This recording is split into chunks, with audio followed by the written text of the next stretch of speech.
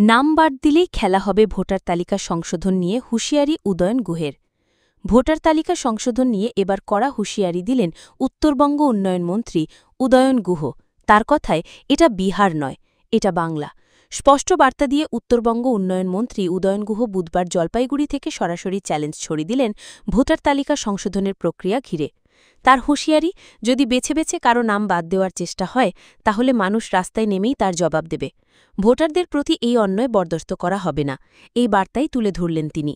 উত্তরবঙ্গ উন্নয়ন মন্ত্রী বলেন, নাম বাদ দিয়ে দেখুক, আমরাও বুঝিয়ে দেব। খেলাটা অতটা সহজ নয়, খেলা হবে।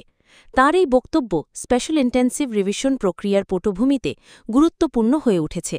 মন্ত্রী প্রশ্ন তোলেন, নাগরিক হিসেবে প্রমাণের জন্য যদি ভোটার কার্ড, আধার কার্ড বা প্যান কার্ড যথেষ্ট না হয় তাহলে কি বিজেপির সদস্যপত্রই একমাত্র বৈধ পরিচয়পত্র হিসেবে বিবেচিত হবে? তার কথায়, আমার বাবা কমল গুহ জন্মেছিলেন দিনহাটায়, মা ছিলেন বরিশালের। আমি দিনহাটার সন্তান, কিন্তু আমার কাছে জন্মশংসাপত্র নেই। মাধ্যমিকে একটা জন্মতারিখ দেওয়া হয়েছে, সেটাই মেনে চলছি। এখানেই থামেননি উদয়ন। যারা কখনো বিদ্যালয়ে পড়াশোনা করেননি তাদের জন্মপ্রমাণের কি ভিত্তি থাকবে? এই প্রশ্ন তুলে ভোটার তালিকা সংশোধনের স্বচ্ছতা নিয়েই উদ্বেগ প্রকাশ করেন তিনি। বিএলওদের প্রশিক্ষণ নিয়ে আশাবাদী হলেও তিনি কড়া বার্তা দিয়ে বলেন, কোনোভাবেই যেন রাজনৈতিক উদ্দেশ্যে বা পক্ষপাতিত্ব করে কারো নাম বাদ না যায়। এদিন রাজগঞ্জের সুখানী ও বেলাকোবা অঞ্চলে 2 গুরুত্বপূর্ণ রাস্তার কাজের সূচনা করেন মন্ত্রী।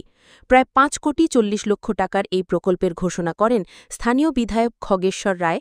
অনুষ্ঠানে রাজ্যের আরও এক মন্ত্রী বুলুচিক বড়াইক ও সভাধিপতি কৃষ্ণা রায়বর্মন সহ একাধিক জনপ্রতিনিধিও উপস্থিত ছিলেন।